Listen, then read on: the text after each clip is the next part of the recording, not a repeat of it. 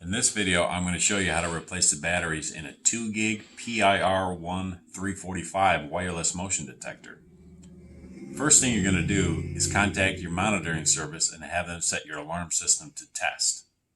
Next, go up to your motion detector with the bad battery, and with a Phillips head screwdriver, you're going to find the screw on the bottom side of the motion detector. Just unthread that screw.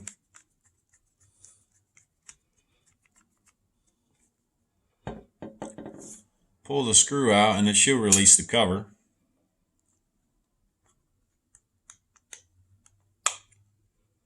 Take the cover off where you can access the battery and pull that battery right out of there. And that battery is a CR123A battery. So you get your new battery. Be sure to follow the template on how to put the battery into this slot here. Put that new battery back in there. And then put the cover back on.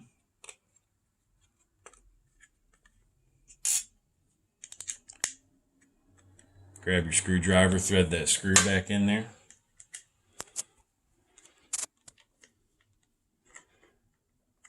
And with that, it should clear up your trouble on your alarm panel.